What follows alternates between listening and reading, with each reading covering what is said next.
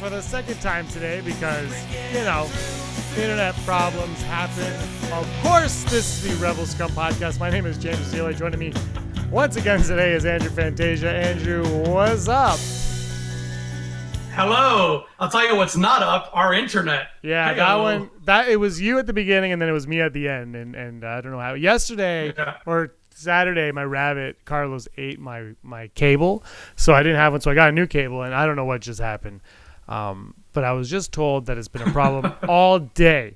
So we covered Vanity Fair just a little bit there. I'm going to pick it up. You're not going to pick it up because you're not a shill for Disney. I am a shill. But as the shill, I was expecting to go to Galaxy's Edge. I did not get that. You, of course, not being a shill, did get the invite. So let's just I don't know if anybody's joining us yet because, it hasn't really been shared yet. So let's see what people are saying. All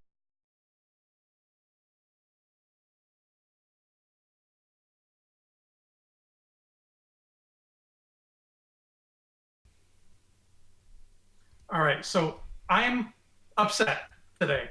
I am, and I'm normally not upset. Normally I'm a jovial, happy guy. I love life. I love little things, small stuff, and I'm just not that kind of person who's upset very often. But today I was very deeply upset by something that James sent me. I actually woke up to it. I got a message, and James was like, "Look at this," and it was I guess rant is the only word we could use here. The rant by Kristian Harloff of Collider. Now, I've been following Collider for going on 4 years now. I've been watching Jedi Council religiously every week. I love that show. Kristian Harloff spearheads that show. He is a diehard Star Wars nut. He loves it. So I love watching him love it. And I love him talking to his guests and seeing all that love flow through it. It's beautiful. It's beautiful stuff. It's Star Wars goodness at its very finest. Kristian Harloff was not invited to go do press coverage for the opening of Galaxy's Edge. And in his own words, he said he is a lot butthurt by that. Okay. Now he reached out to Disney and he was like, "Hey, I didn't get an invitation. Can I come? Am I invited? I'm kind of the guy who runs Jedi Council." And Disney never got back to him. They invited 2 other people from Collider, but not him. So there was coverage from Collider. It just wasn't Kristian Harloff.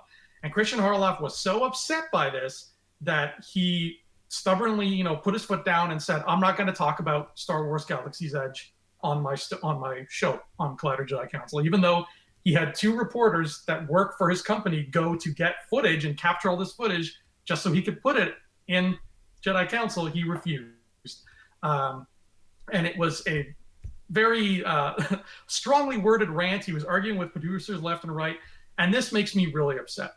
And it's not because I'm not upset that he didn't get to go. If I know Disney could have gotten back and just said, "Yeah, sorry, we're not, we don't have space, whatever." But I'm upset because this rant came from this particular person. That this stubborn complaint came from somebody like Kristian Harloff.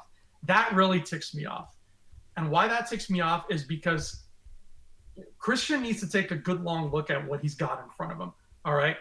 He gets to go to work every day in a beautiful studio.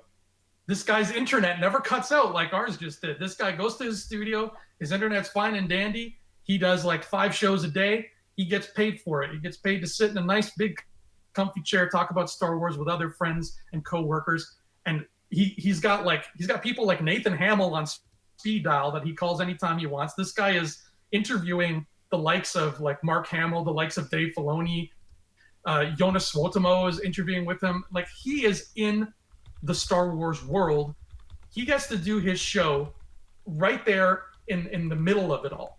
I follow a lot of these Collider folks like on social media and Instagram and things like that. And every day,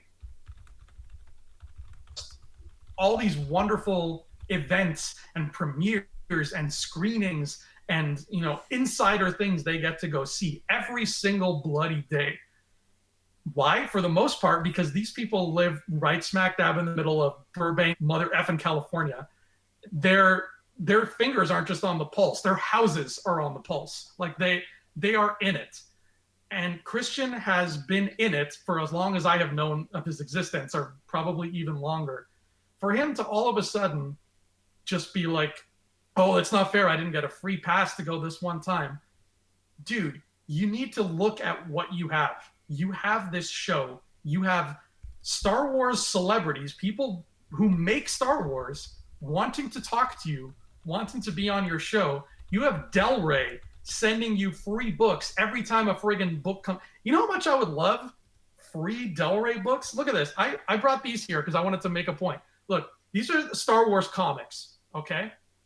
I've been trying to keep up with the Star Wars comics so that I could talk about canon on the show, so that I could talk about what's going on in the plot on the show. Guess how many of these Del Rey sent me for free?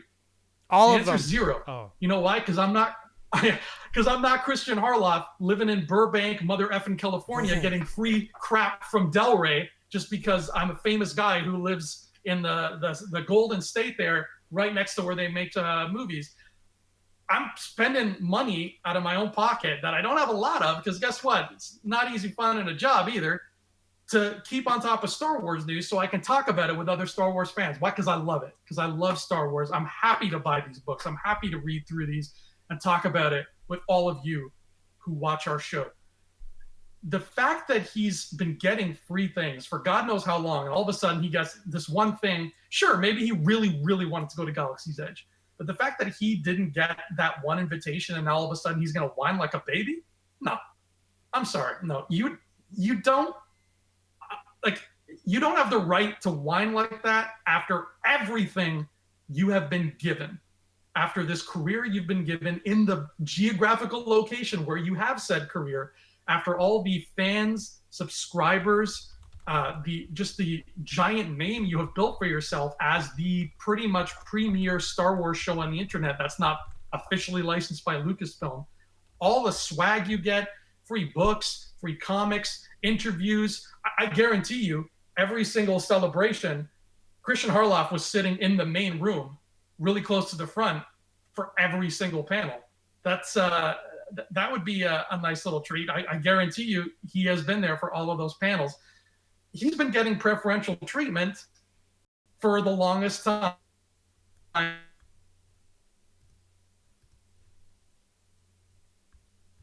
Stinks. I'm gonna not talk about it and not do my job and stomp and huff.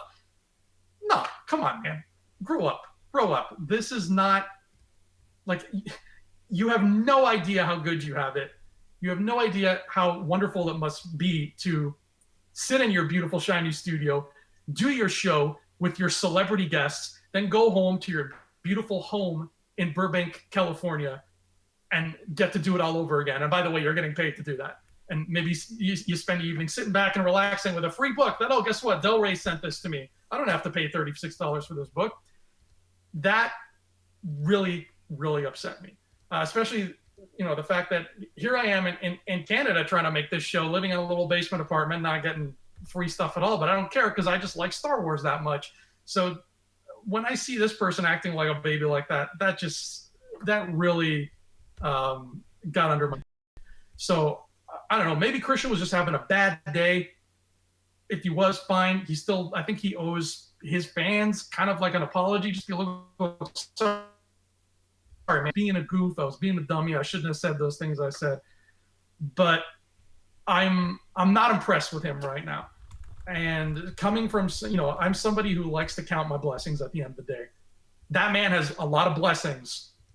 You better start freaking counting them. That's all. Soapbox over. That's all I got to say. I'm going to be talking about this on tomorrow's Patreon 1313. So I'm going to keep my comments very minimal here right now. But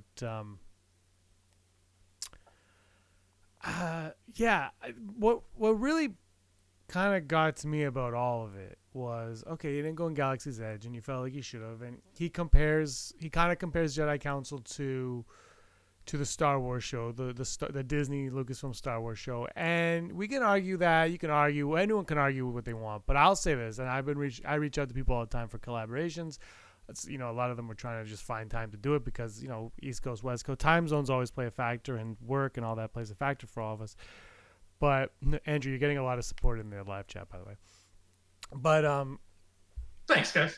Yeah, but one thing that always comes across is a lot of people comment that they, a lot of podcasters bring up Jedi Council as a reason why they wanted to do podcasts. So it is very influential from and I've spoken to, I don't know, 50 other podcasters. That's not there's way more podcasters than I've reached out to. So it is very influential. So he's right on that. But what really kind of got me was he throws two aspects of it under the bus. One, he actually mentions someone by name. And he's like, "Why this person goes to everything?" And it's kind of like, well, why would you pick on one individual who goes to everything? Like, that's fine, but that's that's their job. They can do that. And then he says but before that he says that he doesn't get to go, but these little YouTube channels and bloggers and podcasts that don't have any views, they were there. Okay, they were there. And maybe Disney, as some people are saying here, they're spreading out their wealth, and they're saying, you know what, you want to come. We know that you're doing what you love. You're passionate about it. Here, let's just reward you a little bit, and you can come. It's like Star Wars Celebration. They gave us a media badge for Star Wars Celebration. And I appreciate, look, right now we're live. We have 12 people. We have 12 people watching us right now, which is awesome. That's 12 people we would not ever be in contact with ever. But it's only 12 people, which in the grand scheme of things, beyond people that are on YouTube right now, that's like nothing, right? But they gave us a media badge. Because they want us to go there, experience it, talk about it, tell these 12 people or however many people are listening right now, watching right now, what it is. And it's a respect thing. And sometimes you just can't do it. And the fact that he threw other channels like that, and look, we didn't apply for it, so I'm not personally offended by it, but the fact that he just threw these people who might grow to become bigger than Collider, you never know. There could be somebody that went there right now who has 17 subscribers, and next year will have 500,000 subscribers. It's just the way things work. So that really, there's a few things that irritated me, but that really kind of irritated me, just that like just throwing people under the bus because you're better than, like, he's basically saying that he's better than them, and no one's better than anybody. There's always somebody better than you. Never forget that. And no matter how good you are at something, there is always somebody that's going to come up that's going to be better than you are. And let's talk about other things. We got Legends Row, Andrew. Bring up Legends Row. Legends Row. Yeah. So if you are not familiar with Legends Row, this is a very Canadian thing that James introduced me to, because I didn't know it existed, where it's a hockey thing where they have a Legends Row in hockey with like really famous players. And James was like, let's do it with Star Wars characters because they're cooler than hockey players. And I was like, I agree, because most Star Wars characters have all their teeth. Hey-oh, shot at hockey. So this week on Legends Row, what we've been doing is we have a poll every week with 4 characters in this poll, and you pick one of those characters and you decide which of them deserves a spot in the Rebel Scum podcast Legends Row of characters. But these are out there. We're not going to be having polls with your mainstream Lukes and Hans and Leias and Darths and whatnot. This is people you got to stop and think about for a second. So this week, our poll has a theme of captains. So I picked 4 captains from across the Star Wars saga, and in this poll, you got to tell us of these who deserves a spot of honor, a bronzed statue gleaming in the corridor of Rebel Scum Podcast's Legends Row. Would you like to announce the nominees, James? I would. You came up with this week's nominees, so they are all captains, because you consider yourself a captain. We got Tarpal. It's already on Twitter, so if you haven't, I think people have already voted, so I'll check that once I say it. But we got Tarpals, Panaka, Typho, Kennedy. Andrew, who's your selection? This was tough, but I am going to go with Panaka. Ooh. There was a really close call between him and Tarpals, though. It was like neck and neck. See, right now, yeah, neck and neck. We got a whole 3 votes. We got Tarpals and Panaka are the only 2 that have received votes. 67% for Panaka, 33% for Tarpals. I can't decide who I'm voting for yet. I can't decide because so Kennedy's out.